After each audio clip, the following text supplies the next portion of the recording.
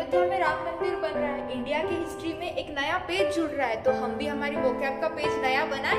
बिल्कुल बना सकते हैं, लेकिन ये शेयर मैं आप ही के साथ क्यों, हमारी पूरी प्राइड फैमिली के साथ करती हूँ। 22 जनवरी भारत के लिए ऐतिहासिक दिवस होगा। उस दिन भगवान राम की प्राण प्रतिष्ठा होने वाली है। आपकी हिस्ट्री तो ठीक है, पर मुझे आप ये बताइए प्राण प्रतिष्ठा को इंग्लिश में क्या कहते हैं? प्राण प्रतिष्ठा को इंग्लिश में बोलते हैं कॉन्सिक्रेशन सेरेमनी। उस दिन भगवान का राज्याभिषेक, ये तो कई सालों पहले हो चुका है। राज्याभिषेक मतलब? इसका मीन्स होता है कोरोनेशन। उस दिन बहुत सारे भंडारे भी होंगे। ओ, भंडारे भी होंगे, मतलब खाना भी होगा। बिल्कुल। तो फिर इसका भी हम आपने इंग्लिश बता ही दीजिए। भंडारे को आप बोल सकते हैं पब्लिक फीस्ट। बहुत सारे दीपक जलाए जाएंगे। मैम, ये दीपक तो श्रद्धालु जलाते हैं, और श्रद्धालु को इंग्लिश में क्या कहते हैं? श्रद्धालु को इंग्लिश में बोलते हैं डिवोटी।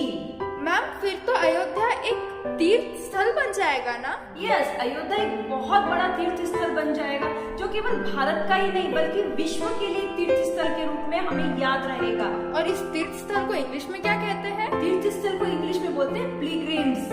और यहाँ पर हम दीपक भी लगाएंगे।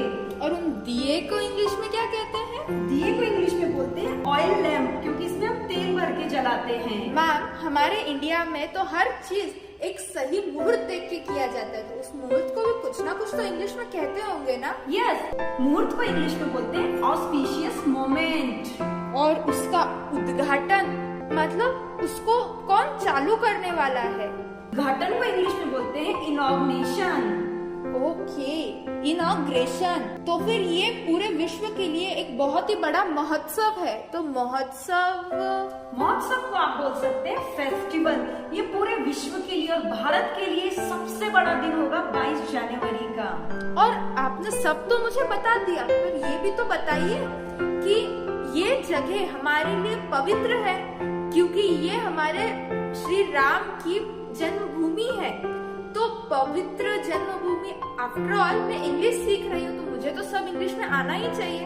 इनफैक्ट मेरी पूरी फैमिली इसके लिए वेट कर रही है। तो आप ये भी बता दीजिए कि अयोध्या हमारे श्री राम की जन्मभूमि है और बहुत ही पवित्र जगह है, तो उसको होली मीन्स होता है पवित्र, और जन्मभूमि को आप इंग्लिश में बोल सकते हैं बर्थ प्लेस। मैम, ये तो ठीक है, मैं बस आपसे अब कुछ और क्वेश्चन पूछूंगी, उसके बाद आप ये जो नई दिवाली है उसे जरूर सेलिब्रेट कीजिए।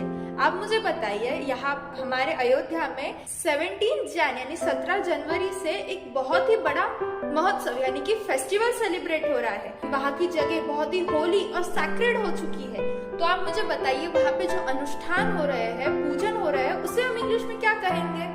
अनुष्ठान और पूजन को, उनको हम इंग्लिश में बोलते हैं रिचुअल्स या राइचुअल्स। जो भी अनुष्ठान हो रहे हैं और जो भी हमारे उत्सव चल रहे हैं, उनको हम बोलते हैं रिचुअल्स या राइचुअल्स। मैम, अब तो पूरे इंडिया में ही नहीं, पूरे वर्ल्ड में, पूरे एशिया में कई प्रकार की रथ यात्राएं निकल रही है। कहीं शोभा यात्रा है तो कहीं रथ यात्रा, जैसे पुरी में निकलती है। तो इस रथ यात्रा को इंग्लिश में क्या कहते हैं?